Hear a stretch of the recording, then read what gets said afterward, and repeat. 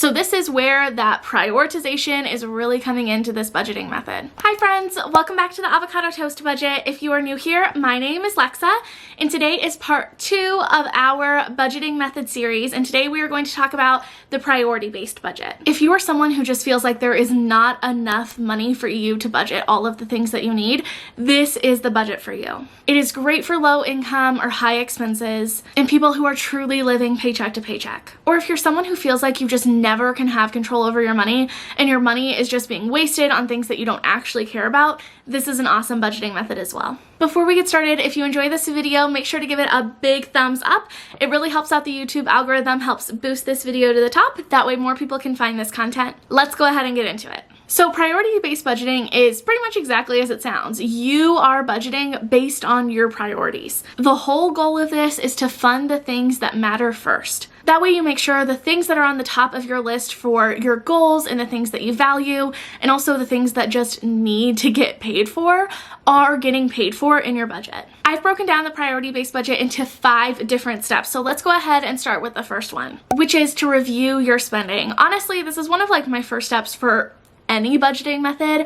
I think that this is so important for you to go through the last couple months of your expenses and figure out where your money is going before you ever start budgeting. This helps you to make sure that your budget is realistic and is actually in line with your life and how you are spending money right now. One of the easiest ways to do this is to just download the transactions from your bank account, your credit cards, Venmo, Cash App, wherever you have money flowing in and out of. Print those off at least for the last 2 months, but honestly I recommend 3 to 4 months as well. This helps you to get an accurate picture of where your money is going. Because last month might have been something that was an oddball out. There might have been a holiday, or you might not have really spent any money compared to how you normally do.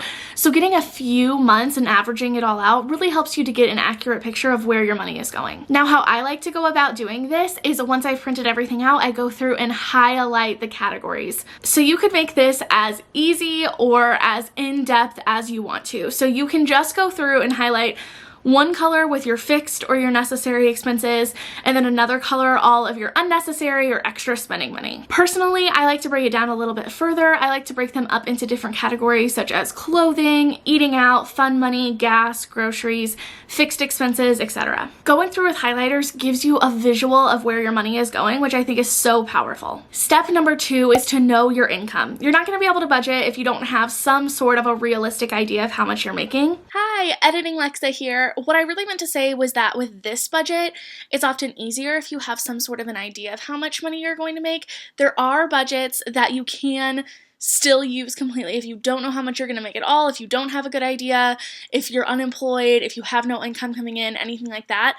Zero-based budget is a really good one. I will definitely link that video here. I already did a video on it, but with this budget, usually it's nice if you have even a rough estimate of how much you're going to make. And this does not mean that you need to know exactly how much you are going to make. This method will still work if you are a contracted employee or you have very variable income. If you're salaried or you know exactly how much you're going to make, just take your post-tax money and calculate how much you make per month after taxes and health insurance and any 401k contributions. This is just the money that is hitting your bank account. If you have variable income, like I said, you are not completely out of luck, I would just recommend going back through the last few months, seeing how much you made each month, and then there are 2 different ways that you can do this.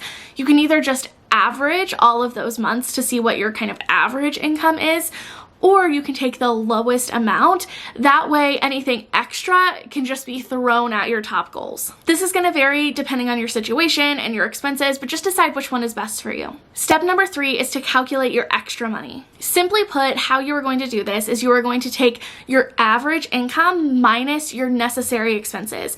Normally your necessary expenses are those fixed expenses like rent, utilities, car payment, car insurance, anything like that. Those things that no matter what, they need to get paid. An optional part of this is to put the bare necessities for what you need for some of those variable expenses like basic groceries, gas money, or basic clothing. You can decide if you want to include those in your necessary expenses or your extra expenses here in the next step. Whichever you decide though, anything that is left over after you subtract your necessary expenses from your income is your extra money. The reason that we subtract these necessary expenses first is because, well, they're necessary, they're things that need to get paid, so those should be at the top of your priority list. If there's anything in there that isn't necessary or you wouldn't put at the top of your priority list, then maybe reevaluate and decide if that should actually be something that is more of an extra or a variable expense and not necessarily a part of your necessary fixed expenses. Step number 4 is to decide what your priorities are for that extra money. So this is where that prioritization is really coming into this budgeting method. I think the first part of this is knowing what your goals are.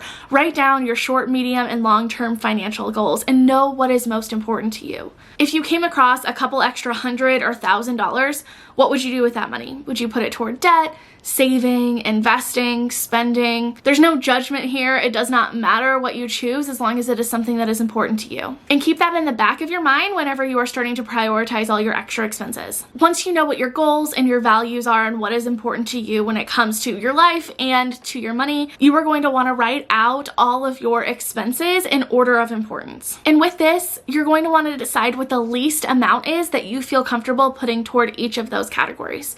So for example, what is the least amount of money that you feel comfortable spending on groceries or on eating out or fun money for the month? What's the least amount of money that you need every month for your kids' extracurricular activities or daycare? I like to go through and write out and think, if I only had enough money to cover the next thing, what would that thing be? And go on and on and on until I've reached the bottom of all of my expenses. I'll pop up an example here on the screen for you to see what that might look like in practice. And step number 5 is to put the priority-based budget into practice. The next time you get paid, the first things that you are going to fund are those necessary expenses. Any money that you have left over, just keep going down the list. If you happen to make a little bit more money than you thought that you would make, or you get a gift, that just goes to the next thing on the list that isn't funded yet. On the other hand, if you have an unexpected expense that you didn't see coming, I recommend that you first take money from the things at the bottom of the list and work your way up. Since we listed out all of your expenses from most to least important, those things at the bottom can act as a cushion in case you do have an unexpected expense. Hopefully those are things that don't necessarily need to get funded. They're nice to have, but you can take from them whenever necessary. Like I mentioned at the beginning of this video, this is a really good method if you are someone who has low or no income or truly doesn't know how you are going to make ends meet every single time that you get paid. This is also really great if you just feel like there's never enough extra money for you to start saving your money or putting extra money toward debt. This can kind of help you navigate your finances and see if there is any way that you can start putting some extra money toward those things. Okay everyone, so that is it for our part 2 of the Best Budgeting Method for You series, where we covered priority-based budgets. I really hope that you enjoyed this video. If you did, don't forget to give it a big thumbs up. It really helps out the YouTube algorithm, helps boost this video to the top. That way more people can find this content. And if you want to learn more about saving, investing, paying off debt, and how to finally feel more confident with your money, make sure that you hit that subscribe button down below. And I will see you all next time. Bye.